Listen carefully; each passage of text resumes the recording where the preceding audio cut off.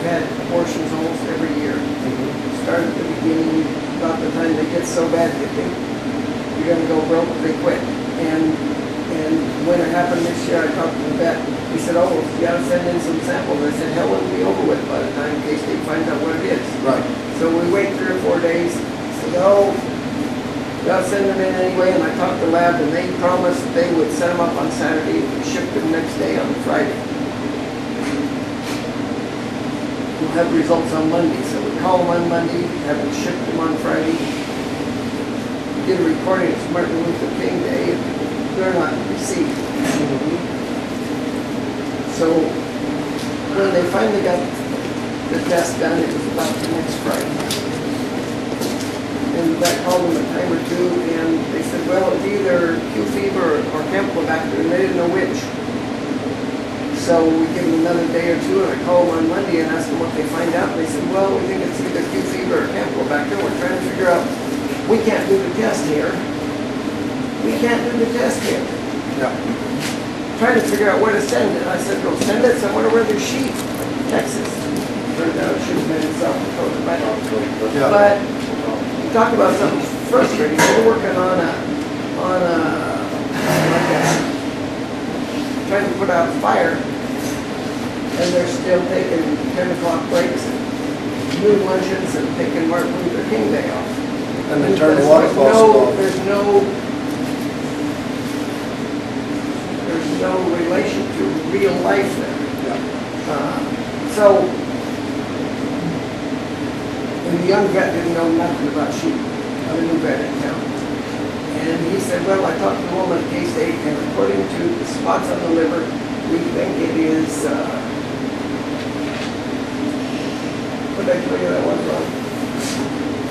No spots. Well, Campylobacter. No, it's not. It's a cattle disease that causes lots of... Oh, lepto. Yeah, lepto. Yeah. It's lepto. And I said, well, if it was lepto, The good other Lord, spots would be jaundice. in the last 35 years, I should have heard that that was an abortion disease in sheep. So it ain't lepto. I said, have them think something else. And they eventually came down to it was one of two things, and they never did find out which one. And that's, like Dr. McLaughlin had said, you see over 80% of those go undiagnosed. That's the And so main- I think that's her the main deal is thing. immediately, anytime you see that, is start them on oxytetracycline. Yeah. And do that beforehand. And it's one of those, if you're going to go, technically, again, that's a extra label use. And so you officially need a prescription to do that. But, that's one of those, if you've had that problem before, 60 days prior to lambing, I'd be putting oxytetracycline. And what I That's told not them- extra label, is What he it? said is put the stuff in the feed. Anytime you put a drug in a feed, according to what Shelley was telling me, it's an extra label. But I thought it's labeled for, Well, it is, but it's not It's labeled, not- it's not labeled for Campylobacter jejunum and seafood. It's labeled, and it's labeled in about 75 milligrams. Yeah, it's not, your dosage or. Dosage is what gets you. Well, we're gonna get, this is, 75 is the real low dose, but what you need to be hitting them with is anywhere from between 300 and 500. You need to be on 500. So, when you get into this, and they said you can give daily shots of penicillin, but you're not gonna bring all those U's in and hit them every day. We had all those using the pen, it was about 250 of them. CC to LA 200, generic LA 200, and it just, in about 3 days, it started, another 7 days. Then we started, so we're running there vaccinated. And those U's, did they start getting a little shoot shot? No, they all did just. They all did okay? No problem. Sometimes I think we can get into some problems Yeah, it's trying to get them into. It's not good for them. Dr. Faris, is your vehicle unlocked so I can get my phone charger? That's a dangerous move. On that, we don't vaccinate any youth on our replacements. we, and Doc kind of come up with this, that, you know, that's considered naive group. Maybe not quite as bad as bringing AEP in, but we've kind of got to where we'll expose those ewe lambs either before or mid-gestation with the other group, and on top of tetracycline and get along just pretty good. Is that exposure kind of a key or not? I mean, you don't want to expose them a week before lambing to them, because you'll have the biggest wreck you've ever seen. Well, you've got to give them a chance to have an immune response. Build some use. But two, depends on, you know, how we're exposing them.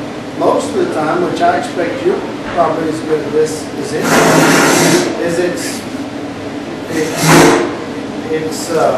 what's the term I'm looking for? Dispense Just line. cleanliness. Yeah. You know, if you're controlling what they have access to, and the fecal contamination of different things, just if you're picking up placentas, if you're moving all that stuff out as they're lambing, that saves you a lot of headaches in the long run. And you know, that's the other thing that you get into in these high input systems, is you concentrate more bacteria, and Smaller. the more animals you run through that jug, the more you're exposing them to those problems. Yeah. And so the further we can stay away from that, the better off that I think we are. When we look at toxo, this is one of those things that, you know, shed primarily by kittens. And it's one of the things that, as we look at older cats, you know, everybody says, well, just get rid of all the cats. That's not going to solve the problem. I mean, those cats are actually doing you some good. But, oh, wait a minute. How do you figure that? Do you want all the problems that the rodents are bringing into your feed bin? Oh, we'll keep some bull snakes around for that. They don't work much in the winter though. But it's one of those things that if you control, for instance, the hay barn that we've got that will feed all of the ewes in, or feed ewes hay out of just prior to lambing, we make sure that none of the cats are in that barn. And so we can control that environment. If we get into some issues where we've got, That's a lie, I remember, there was that litter of kittens back there a year ago. have you been to that barn? Wait a minute, you weren't hardly out I there. was still there. You weren't out there very often, Huh? were you? Huh? I've got your time cards. There was a litter of kittens in there when there was a litter of goats in there one time. But as we get into these ewes and where you've got problems, you know, that could be hay, that could be distiller's grains, that could be whole cottonseed, you know. And they even talked about in one of these articles, grass, you know, that you've got a lot of cats on. You'd have to have a lot of cats out there. But you can't get rid of all your cats because you can't control all the feral cat population that's gonna come in and That's give true it to too. them anyway. But if you've got, and this, the biggest problem is it's in kittens, Uh-huh. okay? That's where you've got your issue, is that's when they're shedding the most. But when you have cute little girls running around going, Daddy, I want to keep this kitty, it's so cute. How are you going to break that to them? You figure that one out, Savannah. But there's no clinical See you signs guys. of the disease. See y'all later. Bear Prior lots to of gloves for me breeding. next year. And so when we get into some situations where you've got tox coming in at you all the time, we may not know about it until it's too late. And so that's where you're going to be having some of these fetal reabsorptions occurring in that first 30 to 90 days of gestation. And then after that, you may have abortions or just a bunch of weak lambs being born. Here's the one, if it's contracted before pregnancy, no abortion. If it's contracted in early pregnancy, you're going to see that resorbed or mummified. You're going to have placentitis, maybe 5 to 100% morbidity.